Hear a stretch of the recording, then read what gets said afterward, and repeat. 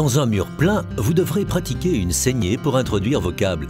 Dans cette vidéo d'instruction, nous vous montrons comment procéder. Déterminez la hauteur de la prise ou de l'interrupteur. Pour déterminer cette hauteur, nous partons du niveau du plancher ou de la ligne prédéterminée indiquant la hauteur de 1 mètre au-dessus du futur sol.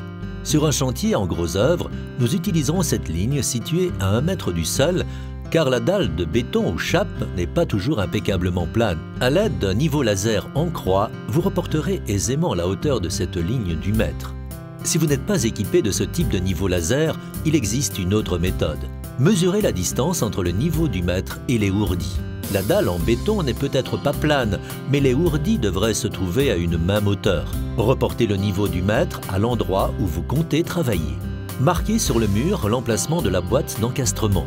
À l'aide d'un long niveau, tracez une ligne parfaitement verticale partant du milieu du marquage de votre boîte d'encastrement et allant jusqu'au sol. Lorsque vous pratiquez la saignée, protégez-vous en portant des lunettes de sécurité, un casque anti-bruit et un masque anti-poussière adapté. Nous visons l'obtention d'une saignée d'environ 25 mm. Si vous travaillez avec une rainureuse ou une double disqueuse, une seule ligne suffit. Si vous travaillez avec une simple disqueuse, marquez les 2 lignes. Vous verrez ainsi à quel endroit vous devez disquer. Disquez le trou destiné à la boîte d'encastrement. Disquez suffisamment loin pour pouvoir facilement dégager le bloc. Disquez la rainure. Taillez la rainure à l'aide d'un marteau et évacuez le matériau excédentaire. Vous pouvez aussi utiliser un marteau perforateur, mais veillez alors à ne pas ôter plus de matériaux que nécessaire. Nettoyez immédiatement après avoir pratiqué votre saignée afin d'éliminer toute la poussière. Humidifiez le tout à l'aide d'une vieille brosse ou versez un peu d'eau avec un petit récipient. Gâchez le plâtre et appliquez-le dans le trou. Vous pouvez aussi enduire votre boîte d'encastrement de plâtre puis la positionner. Cette solution ne permet toutefois pas toujours d'appliquer suffisamment de plâtre et il est donc plus compliqué d'obtenir un bon colmatage. Vérifiez la profondeur d'encastrement.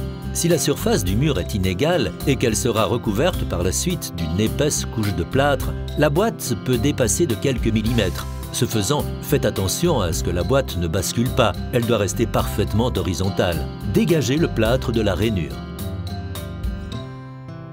Déroulez quelques mètres de câble. Ôtez la gaine sur environ 20 cm.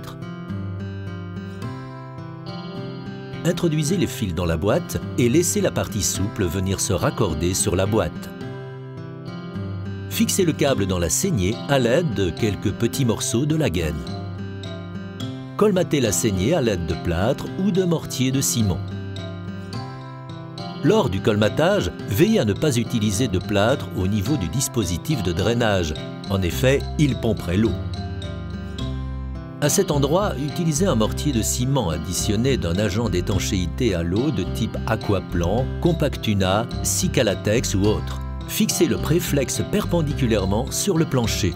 Pour ce faire, utilisez du fer feuillard et des chevilles pour vis ou des chevilles pour câble adaptées à la taille de votre câble flex. Bon travail et en toute sécurité. Ne manquez pas de découvrir nos autres vidéos d'instruction.